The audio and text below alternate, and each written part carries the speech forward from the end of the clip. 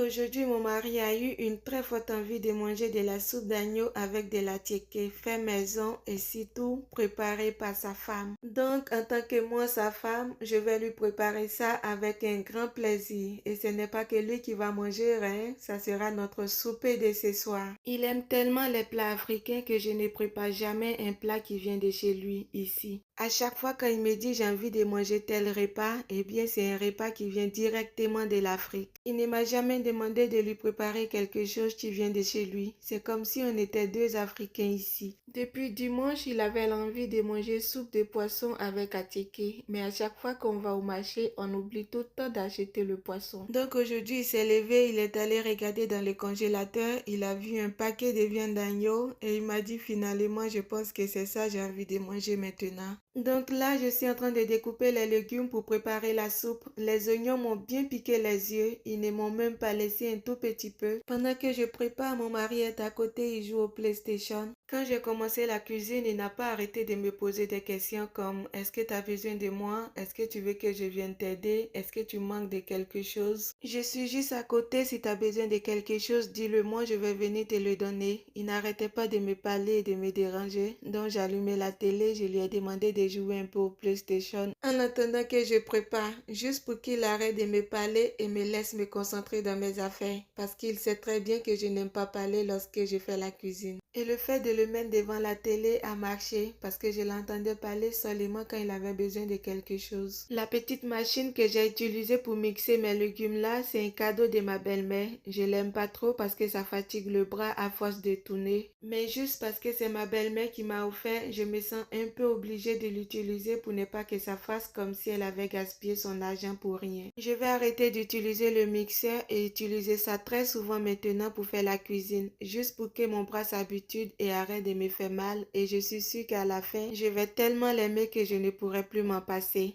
À chaque fois que ma belle-mère vient nous voir, elle a un petit cadeau pour nous. Des fois, c'est des choses qu'on n'a même pas besoin et qu'on ne va même pas s'en servir. Quand mon mari lui demande pourquoi est-ce que tu achètes ça, elle répond, je l'ai trouvé, je me suis dit ça pourrait être pratique pour vous, donc j'ai acheté. Plusieurs fois, mon mari lui a demandé d'arrêter de nous acheter des affaires, mais à chaque fois qu'elle arrive chez nous, elle a quelque chose dans sa main. Donc maintenant, on dit plus rien. On fait juste les prendre, même si on n'a pas besoin maintenant, on les garde quelque part. Peut-être qu'un jour, on aura besoin. Mon mari était tellement tranquille que j'ai fini par croire qu'il dormait, alors qu'il était juste concentré sur son jeu, comme moi je suis concentrée sur ma cuisine. Bon, comme d'habitude, la vidéo est un peu longue, donc je mets la suite plus tard.